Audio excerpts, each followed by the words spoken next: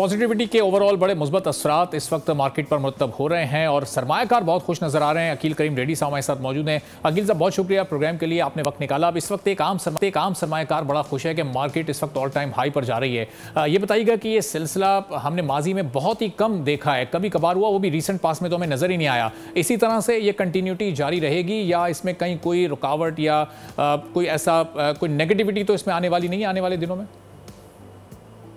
देखिए, मार्केट में एक तो पहली बात ये बता दूं कि स्टॉक एक्सचेंज जो कि काफी ज्यादा लोएस्ट लेवल पे ट्रेड कर रही थी, लेकिन इसके बाद कुछ ऐसी न्यूज है जो बहुत अच्छी हम कह सकते हैं कि पाकिस्तान में फॉरेन इनफ्लो आना शुरू हो गया, फॉरेन डायरेक्ट इन्वेस्टमेंट में पैसे आने शुरू हो गए, माइनिंग सेक्टर में बहुत इंटरेस्ट देखा गया, फाइनेंशियल सेक्टर में इंटरेस्ट आना शुरू हो गया।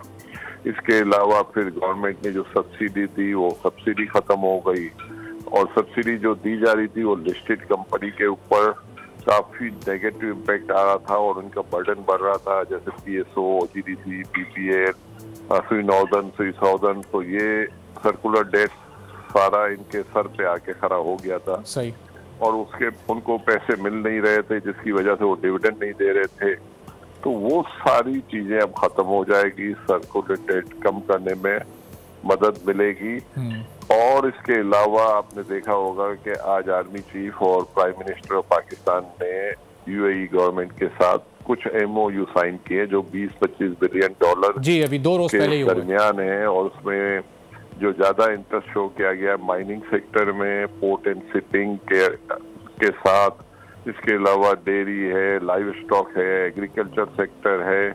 तो ये सब जाहिर बात है कि इन्वेस्टमेंट जो हो रही है और जिस लेवल पे हो रही है, तो आने वाले दिनों में पाकिस्तान में investment Abu Dhabi, Kuwait, Qatar, Saudi Arab की तरफ से हम देखेंगे। साथ साथ रुपी जो काफी वीक हुआ था उसमें भी हम देख रहे हैं कि स्टेबिलिटी आई है। रुपी पिछले दिनों काफी स्ट्रॉन्ग अभी तक चल रहा है। इसके साथ साथ और जो पॉजिटिव न्यूज है वो ये है कि आपके इंटरेस्ट रेट बढ़ने के चांसेस अब कम हो गए। सेकेंडरी मार्केट में टी बिल जो कि 22-22.25% था रेट, उसका अब 21% के आसपास हो गया है। तो आने वाले दिनों में हम इन्फ्लेशन को भी कम होता हुआ देखेंगे, इंटरेस्ट रेट को भी कम होता हुआ देखेंगे। और ये जाहिर बात है कि फिर हमने रेमिटेंस बढ़ता हुआ देखा है पिछले दिनों। फिर हमने एक्सपोर्ट के नंबर भी अच्छे आए, डेफिसिट के नंबर भी बेहतर हुए हैं। तो ये सारी चीजें जो कि एक साथ हम काफी डिप्रेशन में थे लोग और काफी मायूसी फैली हुई थी और फिर ये सारी कॉन्फिडेंस की बातें हुई तो मार्केट ने उसका पॉजिटिव इम्पैक्ट लिया और 2.5-3 पे मार्केट ट्रेड कर रही थी। आज भी मार्केट 4.5-5 पे ट्रेड कर रही है। तो इससे तो अंदाजा यही हो रहा है कि मार्केट अभी भी काफी सस्ती है। अच्छा। और वैल्यू अभी भी है और इन्वेस्टमेंट अपॉर्चुनिटी अभी भी अवेल कर सकते हैं, क्योंकि मार्केट मिनिमम भी अगर 7-8 लेवल पी के नीचे ट्रेड नहीं करनी चाहिए। इसमें कोई शक नहीं है कि कुछ स्टॉक्स हैं जो काफी बढ़ भी गए हैं, तो लोगों को उनमें एहतियात भी करने की जरूरत है।